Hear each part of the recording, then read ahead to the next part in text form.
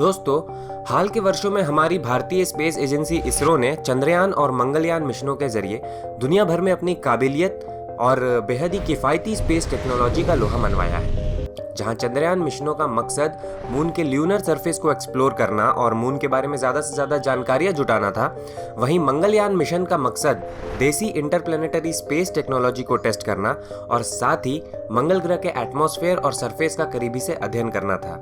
वहीं अब इसरो अपने प्लैनेट एक्सप्लोरेशन मिशंस की कड़ी में आगे बढ़ते हुए वेनस ग्रह पर अपना पहला मिशन लॉन्च करने जा रहा है। यह मिशन बेहद ही खास होगा, जो कि हमारे पड़ोसी और धरती का जुड़वा कहे जाने वाले वेनस ग्रह का अध्ययन करेगा।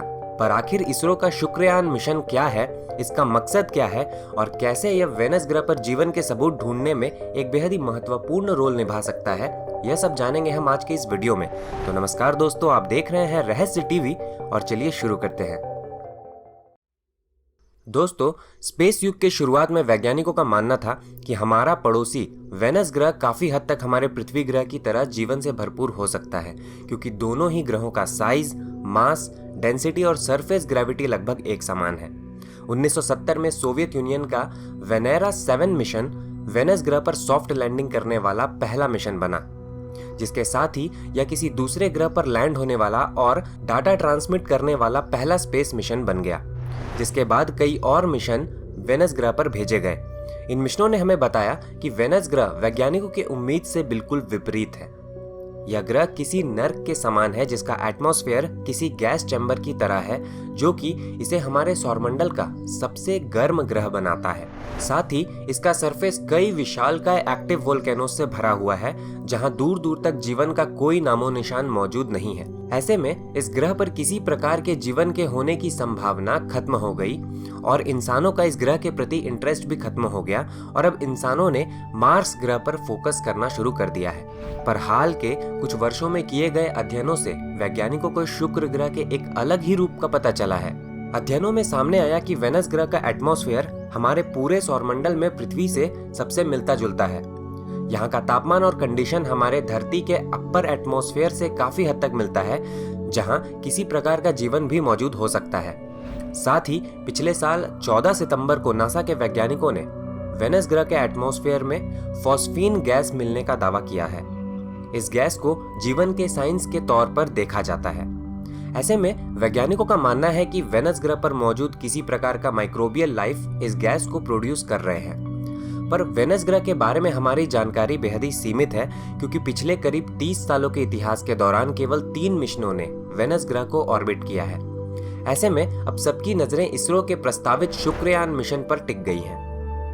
भारतीय स्पेस एजेंसी इसरो अपने प्लैनेट एक्सप्लोरेशन मिशन को आगे बढ़ाते हुए मंगल ग्रह के बाद अब वेनस ग्रह पर एक ऑर्बिटर मिशन भेजने की योजना पर काम कर रही है। शुरू में इस मिशन को 2023 के मध्य में लॉन्च करने की योजना थी, पर पैंडेमिक के चलते इस मिशन में देरी हो चुकी है। ऐसे में अब इस मिशन को दिसंबर 2024 में लॉन्च करने की योजना है। मौजूदा कॉन्फ़िगरेशन के अनुसार इसरो के शुक्रयान मिशन का वेट करीब 2500 किलोग्राम होगा।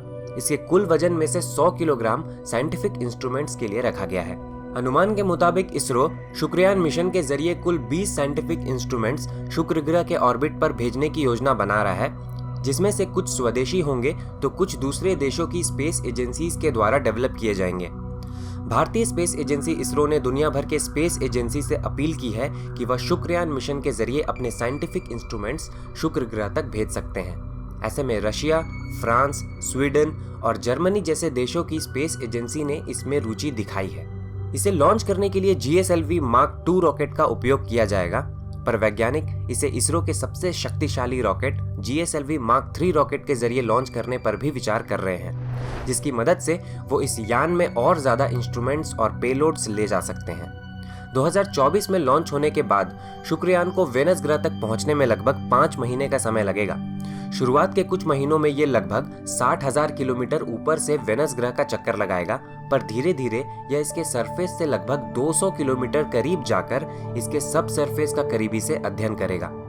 इस मिशन का ऑपरेशनल लाइफ करीब 4 सालों का होगा, जिस दौरान यह वेनस ग्रह के एटमॉस्फेयर का अध्ययन करते हुए इसके सरफेस और सब सरफेस को मैप करेगा, जो कि वेनस ग्रह के एटमॉस्फेयर में मौजूद किसी प्रकार के माइक्रोबियल लाइफ के सबूत ढूंढने में वैज्ञानिकों की मदद कर सकता है। शुक्रयान ऑर्बिटर का मुख्य फ्लैगशिप इंस्ट्रूमेंट एक improvised dual frequency synthetic aperture radar होगा, जो कि वेनस ग्रह पर भेजा गया अब तक का सबसे शक्तिशाली रडार होगा।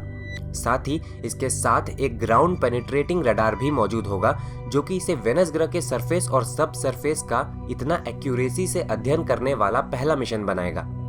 वैज्ञानिकों को उम्मीद है कि इन दोनों इंस्ट्रूमेंट के जरिए जुटाई गई जानकारियां वैज्ञानिकों को वेनस ग्रह के जियोलॉजी और इवोल्यूशन को समझने में काफी मदद कर सकता है। आधुनिक रडार्स के अलावा शुक्रयान वेनस ग्रह के एटमॉस्फेयर का इंफ्रारेड, अल्ट्रावायलेट और सब मिलीमीटर वेवलेंथ में अध्ययन करने में सक्षम साइंटिफिक इंस्ट्रूमेंट से लैस होगा।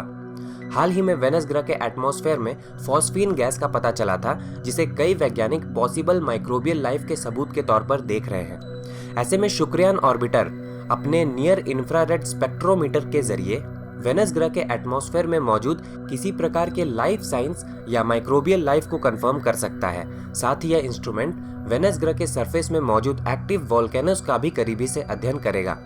पिछले 30 सालों के इतिहास के दौरान करीब 3 स्पेसक्राफ्ट ने वेनस ग्रह को ऑर्बिट किया है, पर वेनस ग्रह के एटमॉस्फेयर में मिले पॉसिबल लाइफ साइंस की वजह से फिर एक बार दुनिया भर की स्पेस एजेंसीज वेनस ग्रह पर अपने मिशंस भेजने में रुचि दिखा रही है।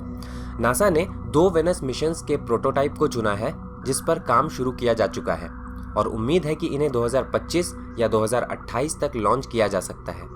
रशियन स्पेस एजेंसी भी वेनेरा डी नामक वेनस ऑर्बिटर और लैंडर मिशन पर काम कर रही है, जिसे 2023 तक लॉन्च किया जा सकता है। वहीं यूरोपियन स्पेस एजेंसी भी एनविजन नामक वेनस ऑर्बिटर मिशन पर काम कर रही है, जिसे 2030 तक लॉन्च किया जा सकता है। अगर ये मिशंस वेनस ग्रह के बारे में महत्वपूर्ण जानकारियां जुटा ले तो हो सकता है हम मंगल ग्रह से पहले वेनस ग्रह के बादलों पर इंसानी मिशंस भेजें। ऐसे में आपका इसके बारे में क्या सोचना है, हमें नीचे कमेंट कर जरूर बताएं। अगर आपको यह वीडियो पसंद आया हो तो इसे लाइक कर अपने दोस्तों के साथ शेयर जरूर करें। धन्यवाद।